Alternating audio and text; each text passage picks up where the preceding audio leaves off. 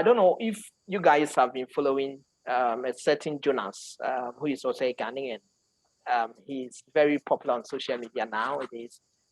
Actually, he has been roaming about in the United States and, shooting nice places and how, things are going well. The system is working. I think he coined that that phrase. Sorry, the system is working 247. 247. Yeah. So, what do you think about what Jonas is doing? If you've watched some of his videos, some people say that he's disgracing Ghana. Others also think that he's actually pointing out the challenges that we need to, rectify in order to better our country. So, let's just share our perspectives on that. Let me start with Roland. Okay, so I personally have not watched the video of that guy, but I have an understanding of what you're talking about. By the way, I want to make mention of something. Okay. When Amaya introduced me, there was a racism that happened on the page and video. When Amaya introduced me, no one said anything. But when Mavis came on board, oh, Mavis want to see you. Mavis want to see you. Nobody wants to see your face. That one is no racism. That one is no racism. That one is no racism at all. No racism. And these are some of the reasons why. There's no reasons why. No. That one is the reasons why. These are some of the reasons. That will push us. Tell me you don't want to see my face too. Oh, maybe please, I want to see your face. See, so are you being racist here? No. Actually, we don't want to see your face. We want to see maybe your face hidden.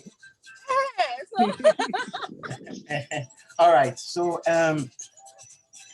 sorry, I didn't start with you, but this is something that I would say, especially with the migration part, whereby a lot of people are out there, and of course, these are always translating into billions of dollars that Africa we are really losing. And of course, there are the pushing and the pull parts. With the pull part, the pull factors will be the attraction that is always available at those economies. So for example, if you look at the political and the social side of such economies, how beneficial the opportunities that are there. And if you look at some of the incentives, or for example, jobs, if comparing it to how much you'll be earning over here and everything, you really know that these are the pulling factors that can attract people from the sub-Saharan African people for them to be there. And with the push factors, we have the failing and then also the repressive economies and the economy. And if all of these things are there, it will push people to also be out there. For example, conflicts and all those things, they are all factors that can push people. So if you look at what the Jonas guy is doing, he is in a way trying to expose some of the pulling factors that can make people want to be there. So whatever kind of security that they are enjoying, perhaps wherever that he came from, can also influence why he's doing some of this. Sometimes some of the backgrounds of people can really influence our actions. For example, perhaps if this Jonah has been at a place whereby the working environment is so terrible, it's very, very terrible, and he has been able to escape such hardship, perhaps from home, and then also the working environment, to get to a place that he's enjoying something in his view, his understanding is such very beneficial. Then he will want to do something like that to expose his joy in what he's benefiting. And in other sense, the negative way, he's also exposing the other parts of Ghana, where he's talking about the things that are not working in the country. So we can look at it in two phases, the positive side and negative side. The positive side would be what he's saying, is it true or not? If they are true, then let's work on them. But if what he's saying is not true, then it's also another story that we can also look at. So I personally think that my whole problem, I don't have a problem with people leaving the country to go and stay there or to go and study and all those things. My only challenge with this is the brain drain and the billions of dollars that we are really losing in Africa. Because a lot of brains that are really doing a lot of things behind the scenes are our brothers who are there.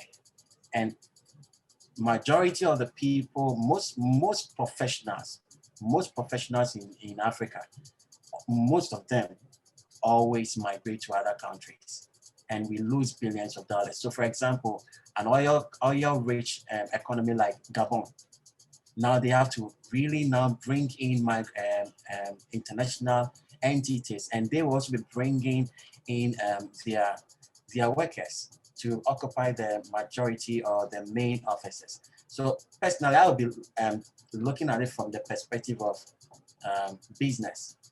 How is this really helping the economy? And I think that such discussion, we need to really look at it. And of course, if you go there and study, you need to study, but then we also need you in the country to help the economy. There might be some fundamentals that will not be available to support. And I think these are some of the things that are also pushing people away. When these things are not really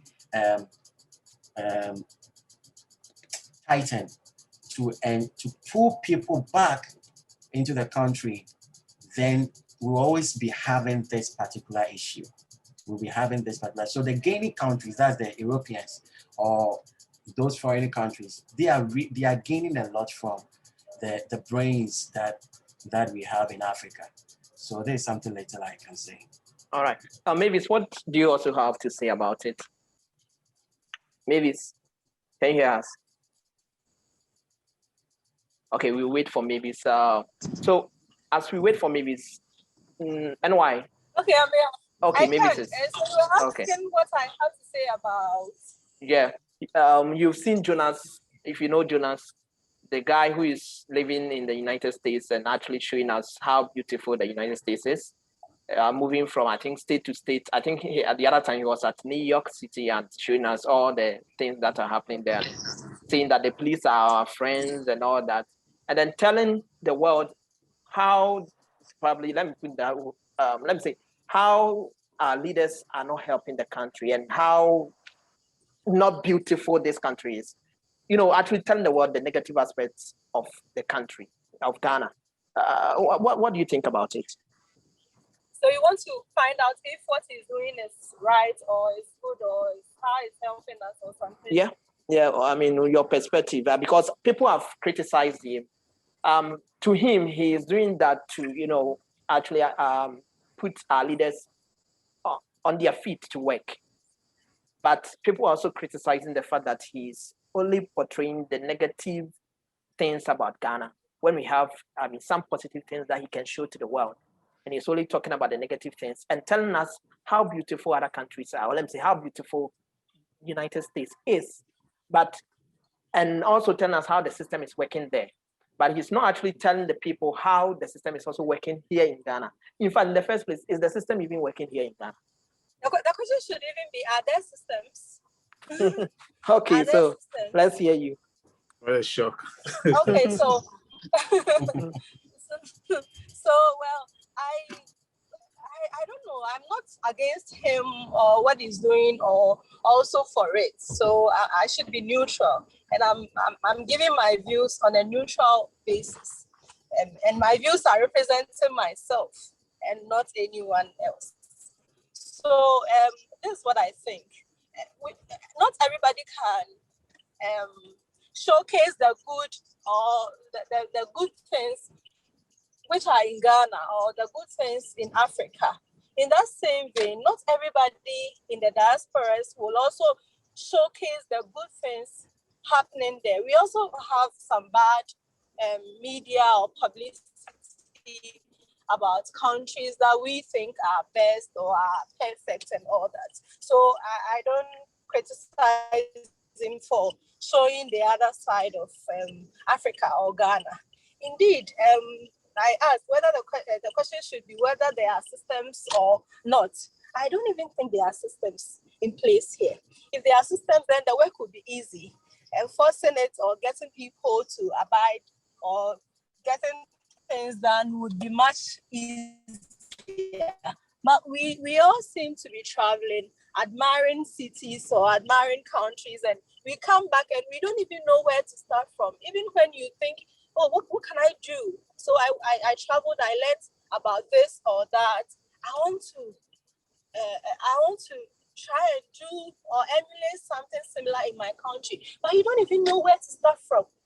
That's in itself frustrating enough. And I don't also think that our leaders do not wish we are in the state we are in right now.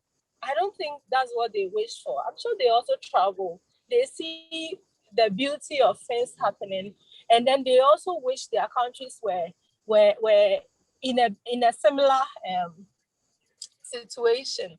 But the question is, I think the challenge is where they themselves don't know where we should start from as a country.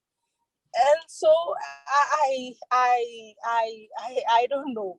It's a problem, and we are almost always lamenting and then complaining. Yet nobody, or we are not collectively coming out with a solution. And for me, that's where I think we all fall short. So if there's a problem, should the solution be moving out, which almost everybody is doing? So we are all moving out and leaving the problem. What can we do to make our little space a heaven, the heaven that we have always dreamed of? I don't think the solution should be moving out of the country. So for me, regardless of the situation here,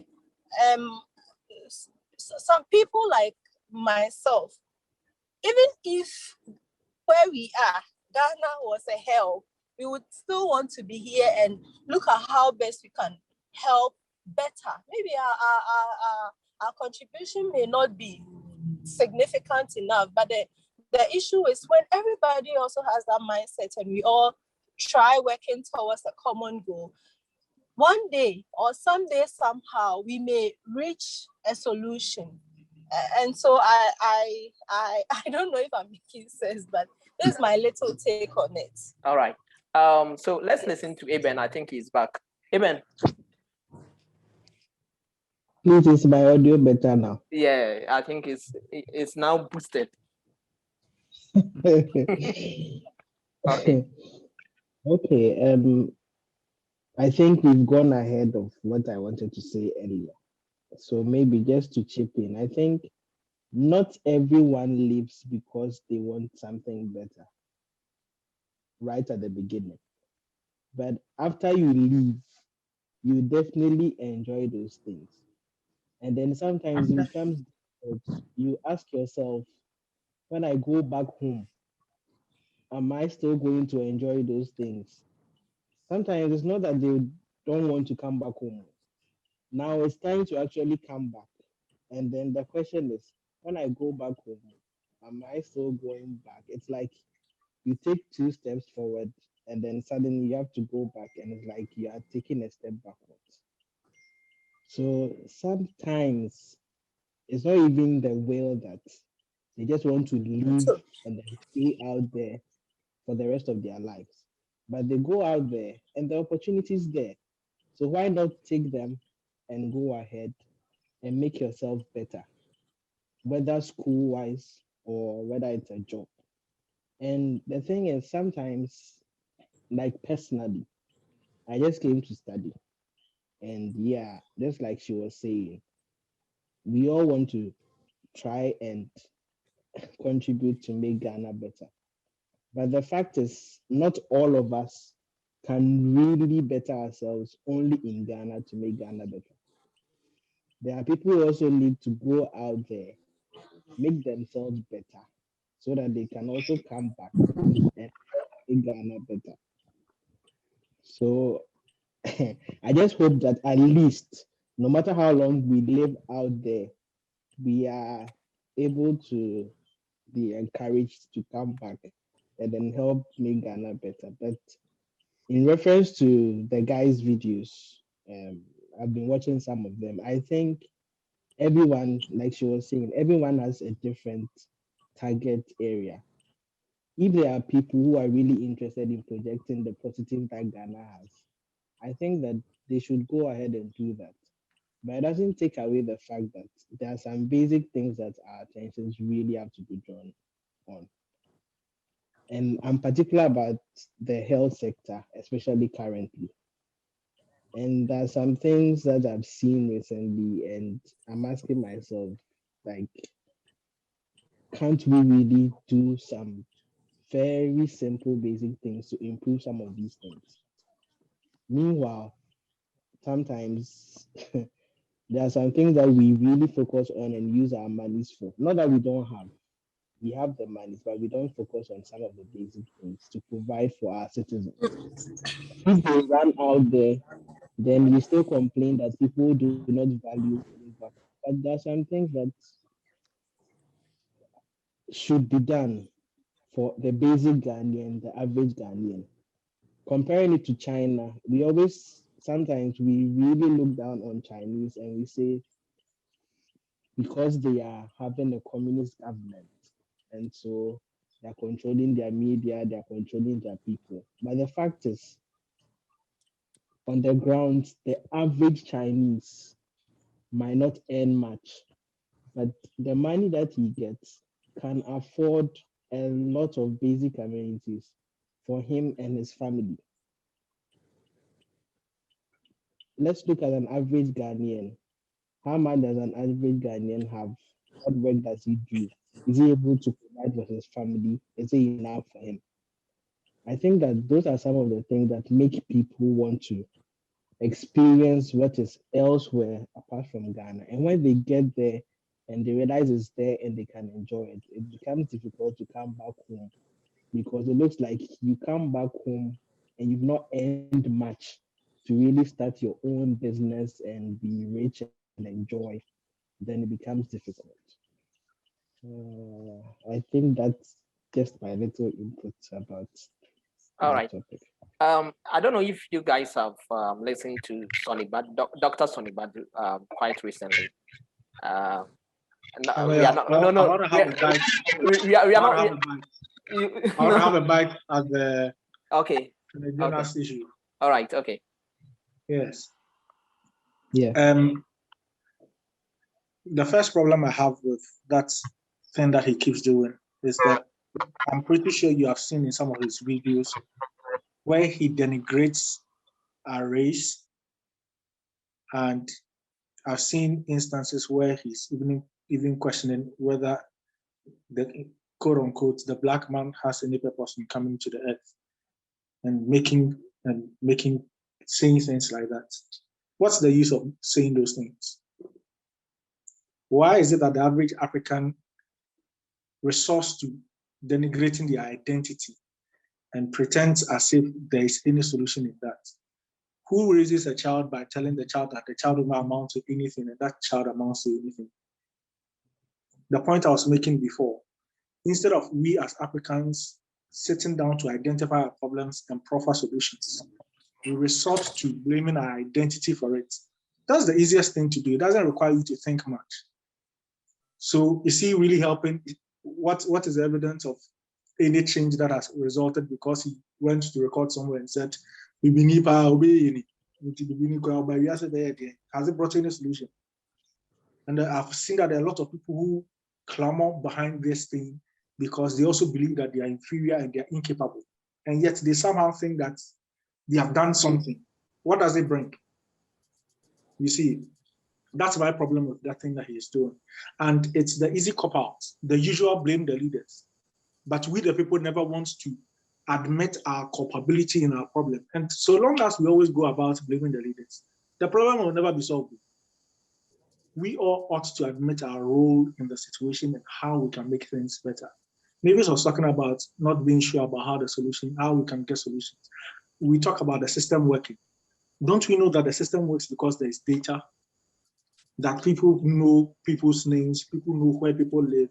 And so with that collected data, they are able to plan and make decisions. We are able to chase on things. Even these issues about corruption that we complain about, we can use it to push some ourselves forward. How many people have been keen on the national identification?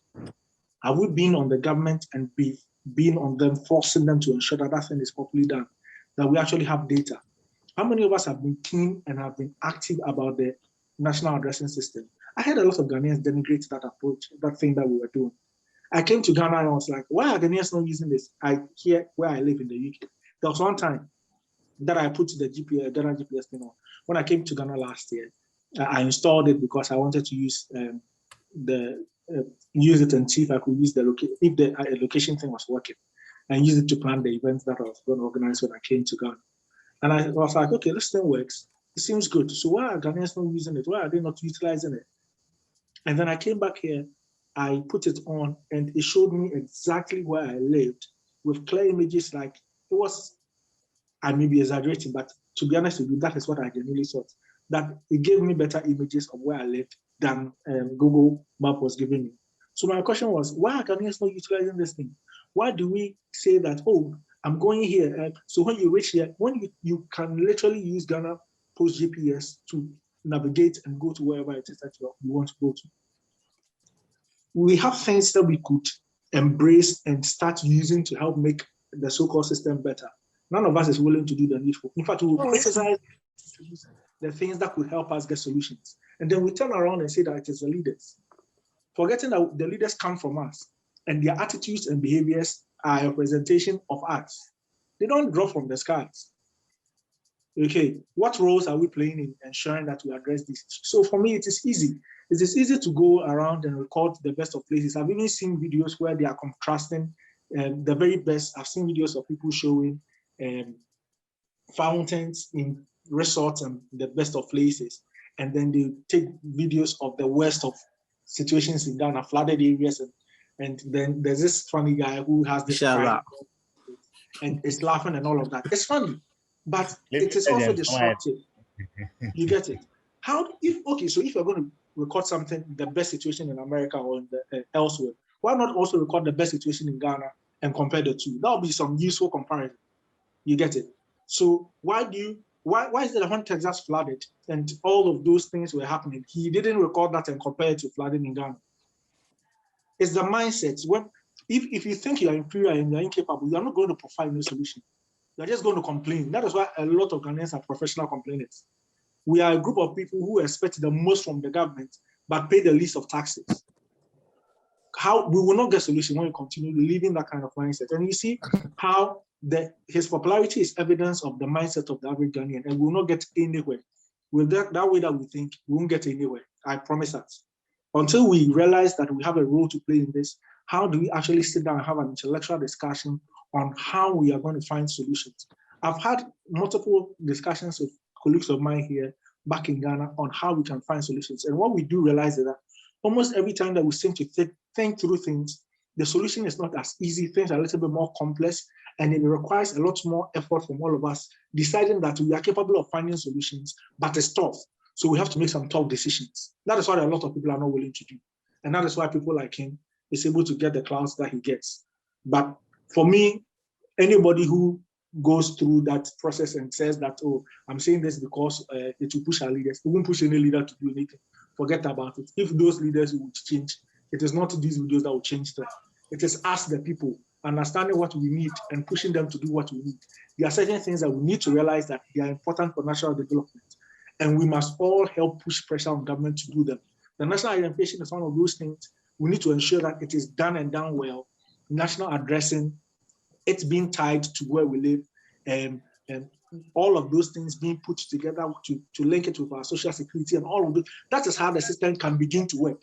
You just don't sit down and say the system is working as if it just dropped from the sky. And none of these people who talk about the system ever mentions the fact that we need data. And so the government then starts collecting data. And instead of the people saying that, oh, the system that we are talking about, this is it. Now let's push the government to do it.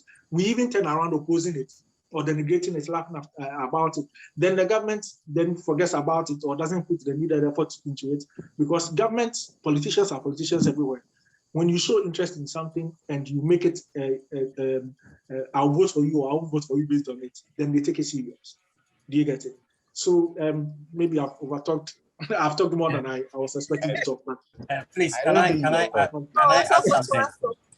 Can I add something? I want to add something to what Soya said.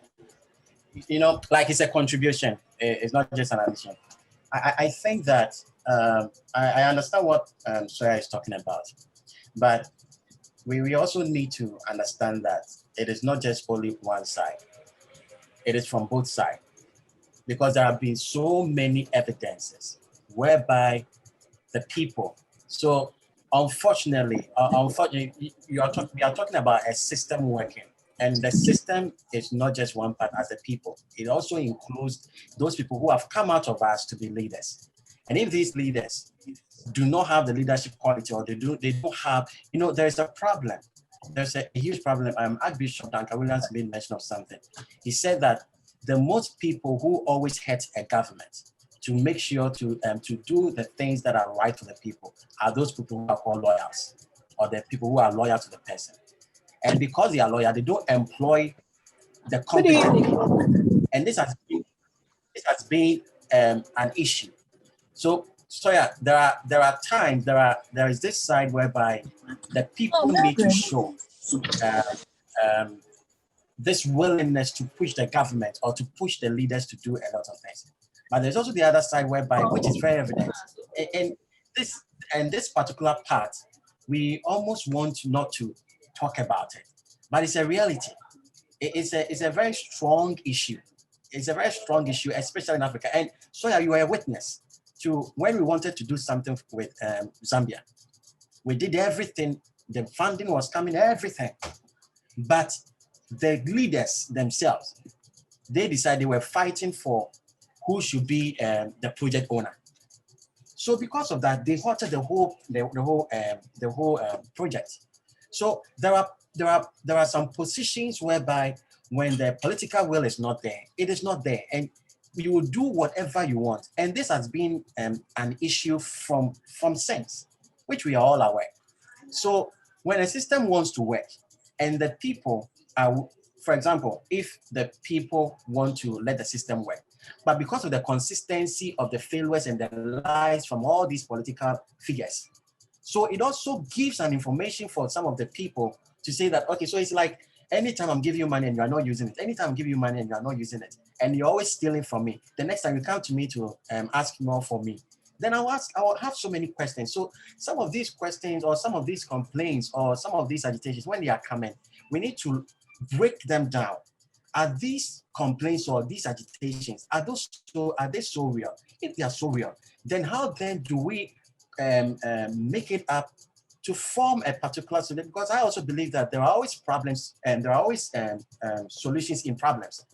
There will be always solutions. For example, you wanted to do have some solution on an issue with some people here, but you realize that unless you force it on people, but forcing it, and when you are using a force to against another force and they are not willing to yield, I'm a victim to something like this. So it is from both sides.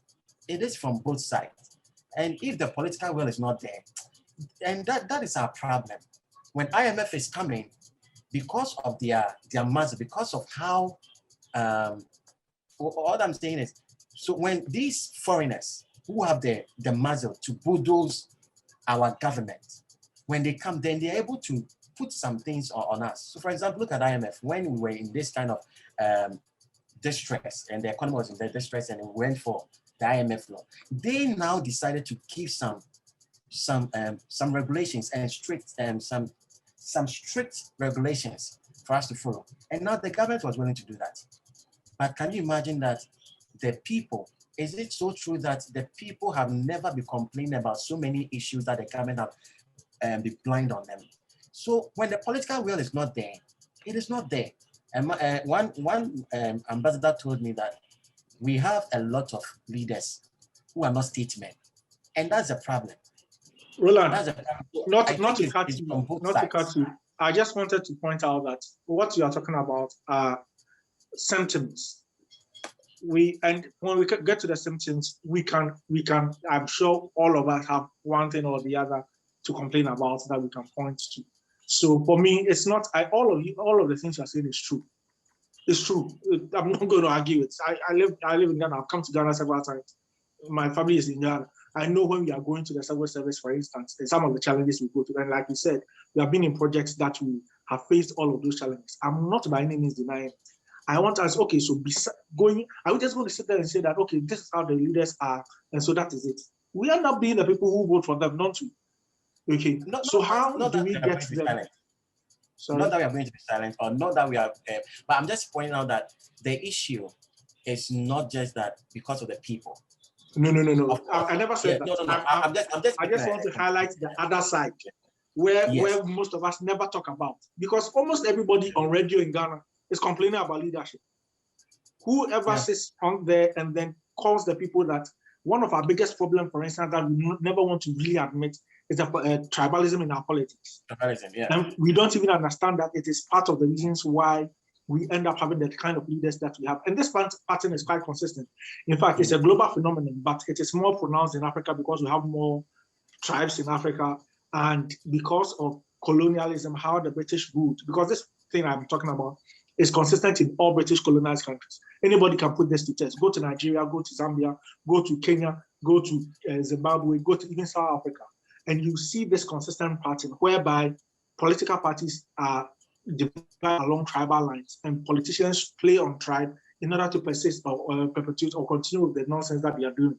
And they get voted because people would want to vote their identity because it's tied to their political party. So for instance, when are we ever going to discuss that part? And when are we going to make tribalism such a taboo in Ghana, in our politics, that no politicians will feel comfortable trying to play into our tribal veins in order to solve that part of the problem? That is where I'm coming from. I think that there's enough of people complaining about leadership. I'm not arguing about leadership having a problem, but there are so many other things which I think we can even solve first and would push our leadership to now. Because if a leader fails and cannot play into his or play the tribal card in order to get voted, they will sit up. But if I can mess up and then come and say these people don't like you, so don't vote for them, then I will continue to do my mess and then come and play the tribal card and get voted for.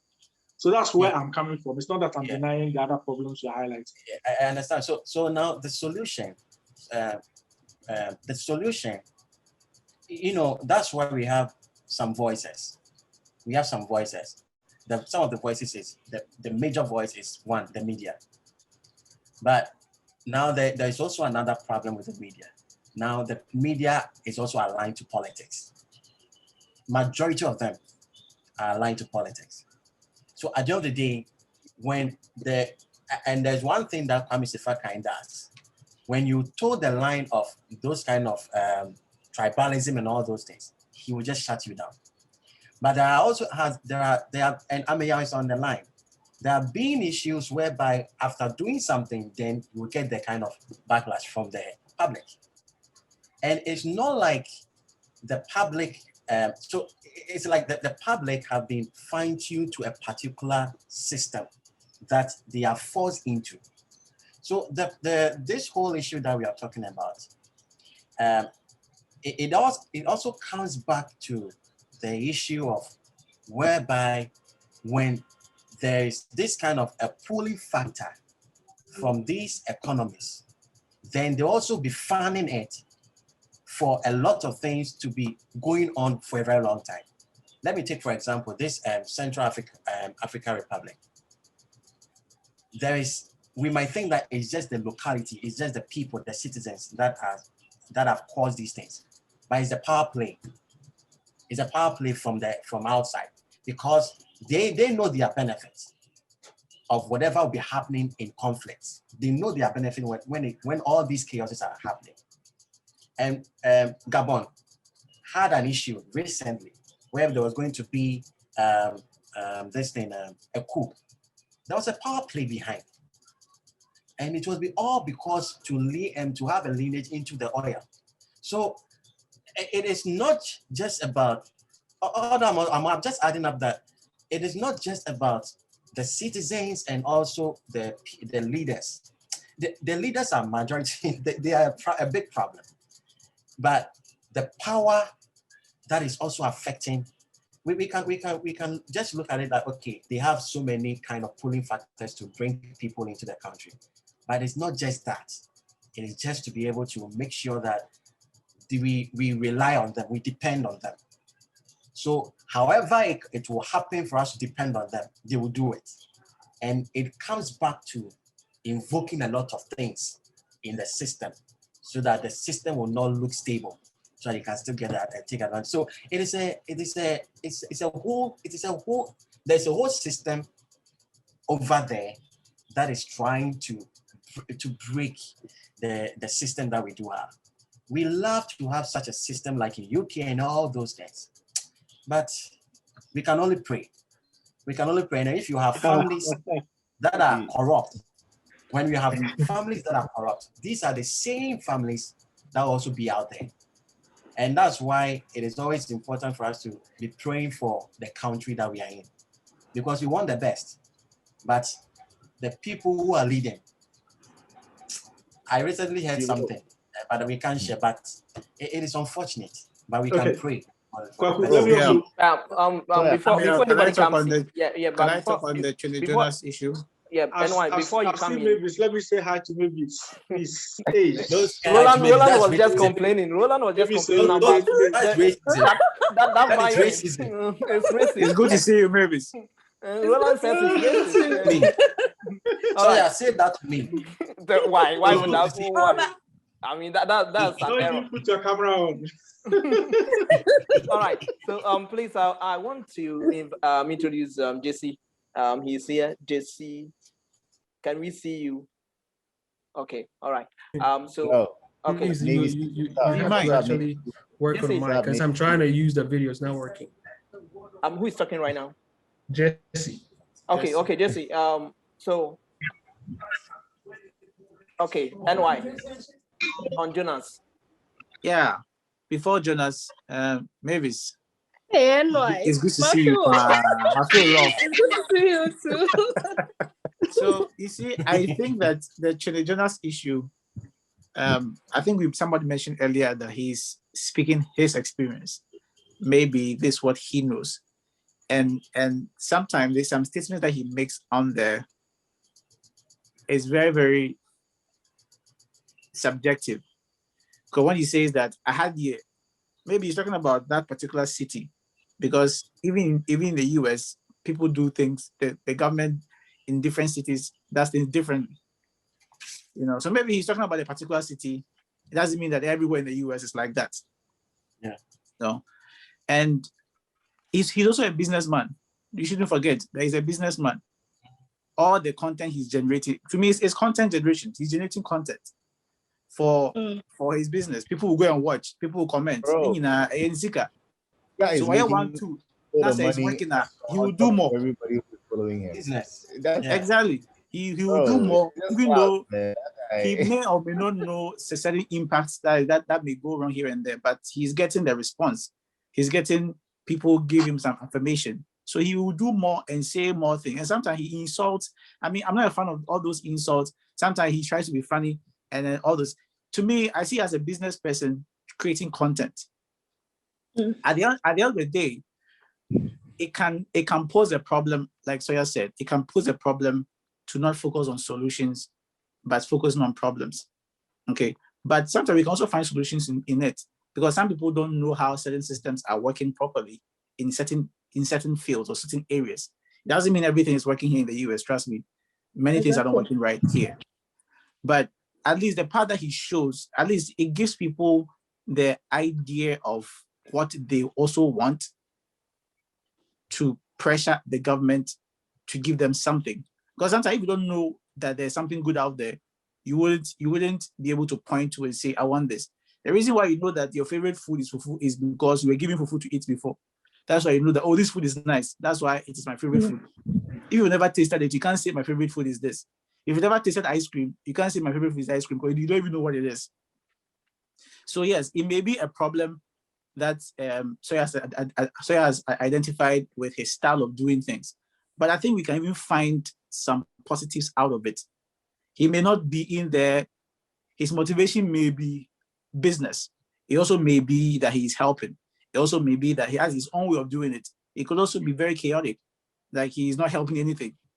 But at least what is going on is this. He has insulted our leaders. He has shown some parts of our system not working. What can we do about it?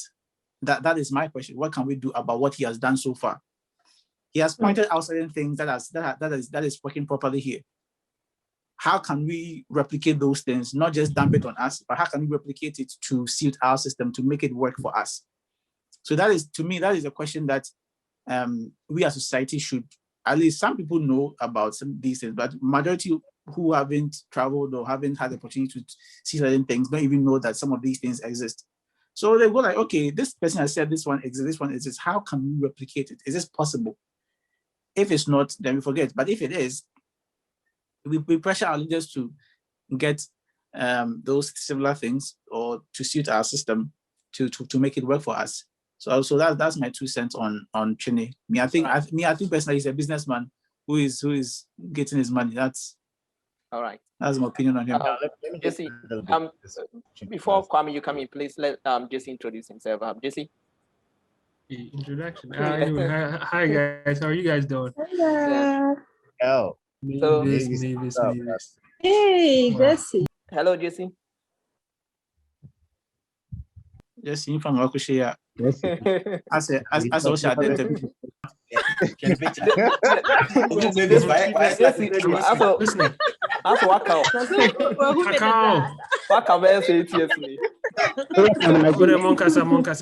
right.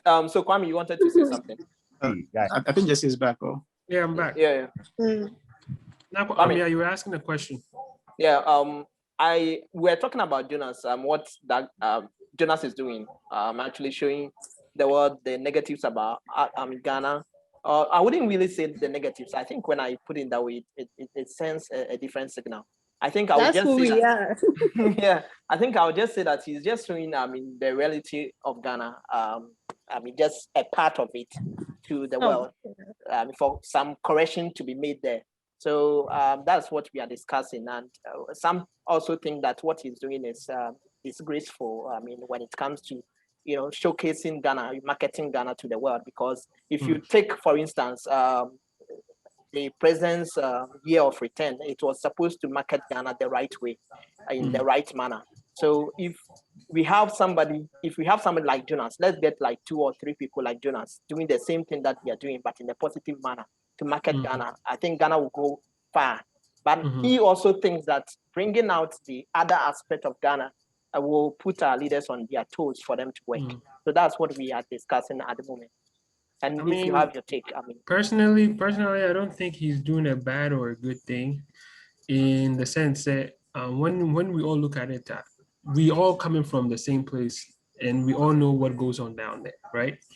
And if you look at it from the angle that he's taking it, some people work better under certain type of pressure. It has come to a point where our African leaders are dead goat syndrome is already there. They don't care.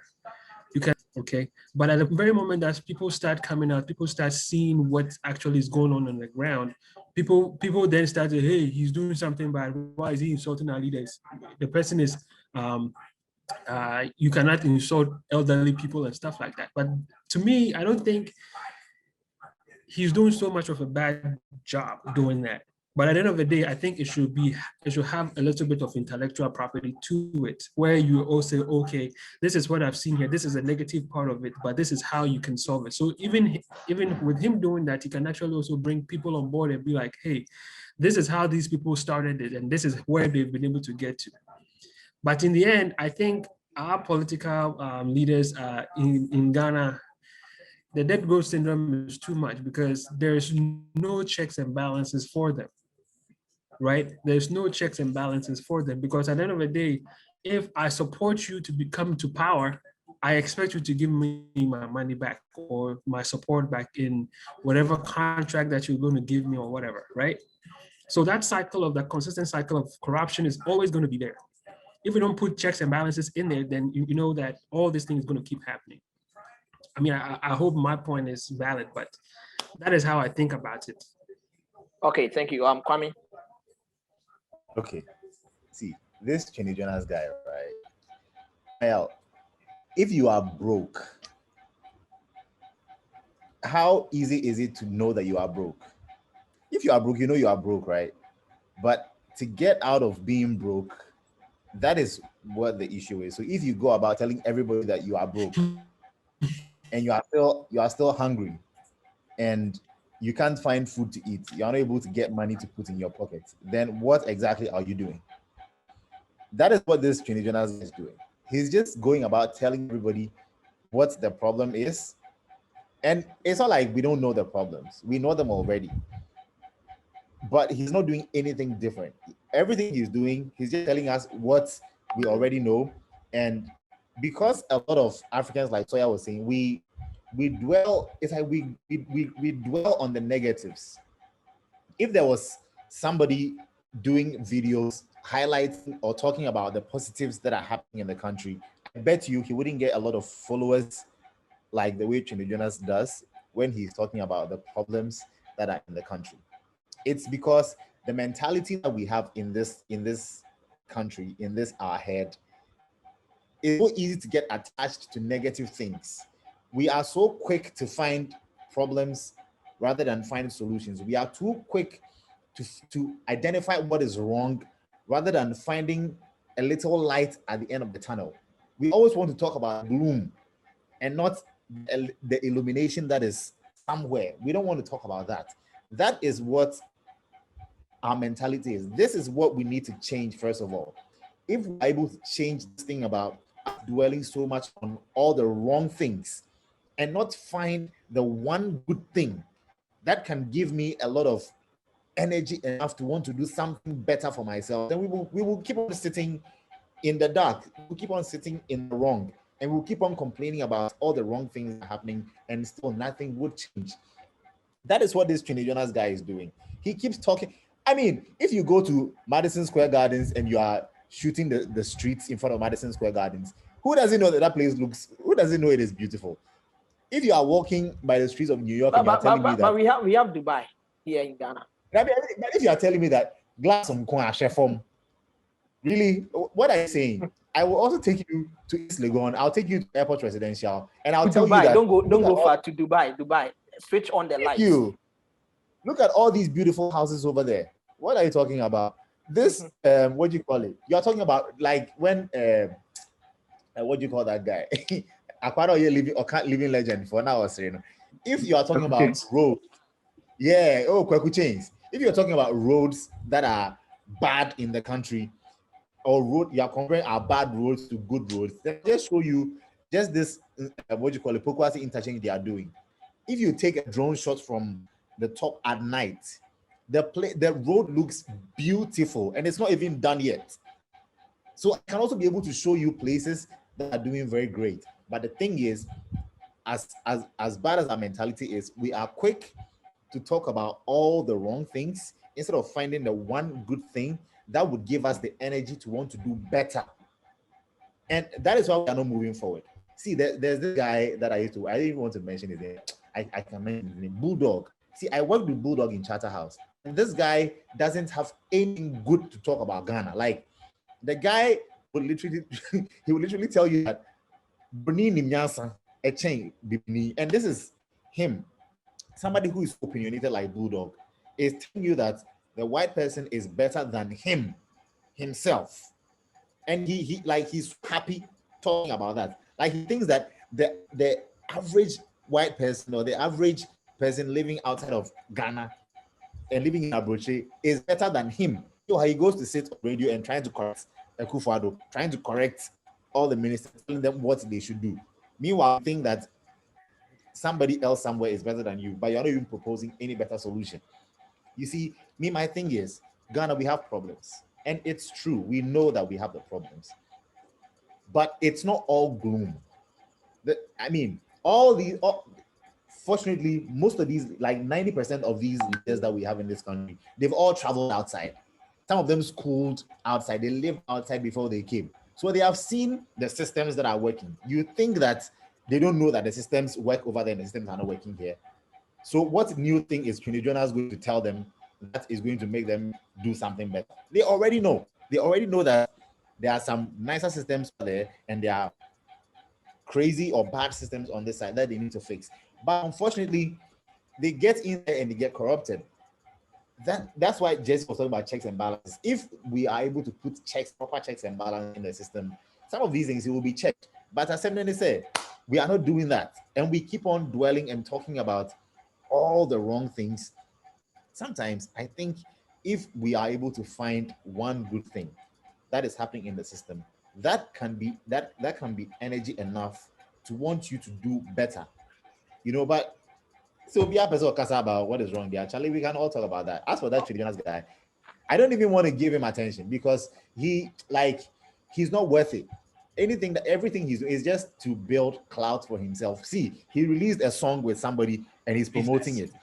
The guy was I tell you, the guy is a businessman. So that's a personal view you have. That's a personal view you have, and it's understandable. Can I mention something that Kwame said? Kwame said something about we complain. I think that complaining is a human trait. Like even here, right? People complain a lot about different things. Americans complain, Europeans complain. Like when Trump was there, Trump does something, people could complain. When Biden came, Biden does something, everybody complains. People talk about even infrastructure. American roads, they are good, but they still have a lot of problems on their roads. Americans have like a lot of cracks, that's why he's proposing a $2 billion whatever for infrastructure development. So everybody is still trying to develop, and people are still complaining when he spends money on revamping the economy, on stimulus. People say he spends too much. Republicans will bash him for this. So for complaining as I don't think we should own, because you said that as a people we complain, I don't think we should own that trait for ourselves, that we complain too much. I think that complaining is a general thing for human beings. Whenever we don't agree with somebody about something, we complain about it, and that's okay. So we should separate that complaining part, but maybe they go further into holding people accountable to do things. That is something that we are not doing well, by holding our leaders accountable to do things. Like Soya said something in election, if they ask you to do something for them, if you don't do it, they'll vote against you. But we still have the loyal people here. The loyal people here in that every party has people who, regardless of what you do, they will still vote for the party. Those things are still there internally. Like if somebody is a pro-life or pro-whatever Republican or pro-gay or whatever, the Democrats, regardless of what the other person, that they will still vote for them. But we'll still have some moderate people around the system that will still, change their vote here and there. That gives, so that, to me personally, I think those people are the people who hold the power, and that has kept the system on their toes. Because if it was that straightforward, people voting just because they agree, identify a system, America probably wouldn't have developed this fast or the way that it has gone. But the fact that they're able to change the people, the moderate people are a lot who are able to change the system. So whatever problem we are facing in Ghana, fundamentally, I think is similar to what is happening here.